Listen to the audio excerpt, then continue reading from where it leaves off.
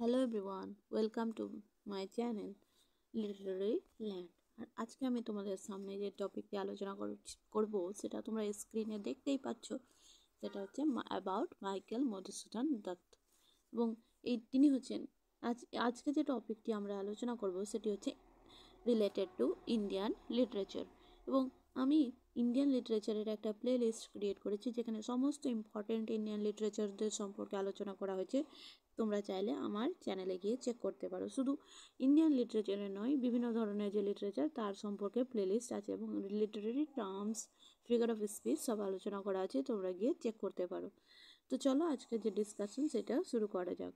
তো মাইকেল মধুসূদন দত্ত তিনি জন্মগ্রহণ করেছিলেন 1824-এ এবং তিনি মারা যান 1873-তে।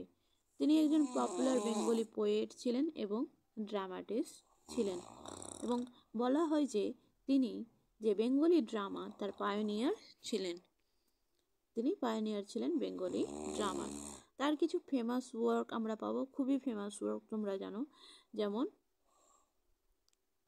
যেমন হচ্ছে যে তার একটা ফেমাস ওয়ার্ক ছিল মেঘনাদ বধ কাব্য, আর এটা ছিল এক ধরনের ট্র্যাজিক এপিক। তোমরা জানো যে লং ন্যারেটিভ পোয়েম থাকবে যেখানে একটা হিরোইক বা গ্র্যান্ডার থিম থাকবে, হিরোইক ক্যারেক্টার থাকবে। আর আমরা সবাই জানি মেঘনাদ বধটা কিভাবে মেঘনাদ বধ করেছিল, রিলেটেড টু রামায়ণ।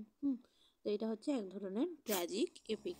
এবার যে মাইকেল মধুসূদন দত্ত তিনি প্রথম যে সনেট বেঙ্গলিতে ইন্ট্রোডিউস করেছিলেন, যে 14 লাইনের যে পোয়েম তিনি প্রথম বাংলাতে ইউজ করেন, যার জন্য তাকে আমরা কনসিডার করি as father of Bengali sonnet, মানে তাকে যে বাংলা সনেটের জনক বলা হয়। তো মাইকেল মধুসূদন দত্ত সম্পর্কে আমরা তো বেশি কিছু ডিটেলস জানলাম। এবার যে ইম্পর্টেন্স ডিটেলসগুলো জানতে হবে, সব কিছু জানতে হবে সেটা কোনো মানে নাই।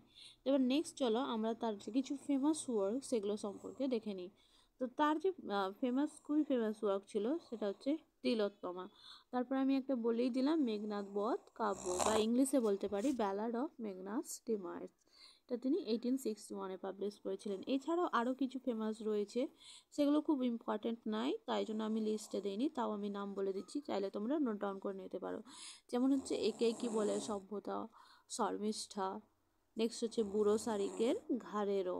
তো এই যে ফেমাস ওয়ার্কগুলো মেঘনাদ বধ কাব্য, তিলোত্তমা, এগুলো মাইকেল মধুসূদন দত্ত লিখেছিলেন এবং তার সম্পর্কে একটা খুবই খুবই যে ইম্পর্টেন্ট একটা ডিটেলস যেটা বলতে পারি আমরা, যে তিনি ফাদার অফ বেঙ্গলি সনেট ছিলেন এবং পায়োনিয়ার ছিলেন বেঙ্গলি ড্রামার।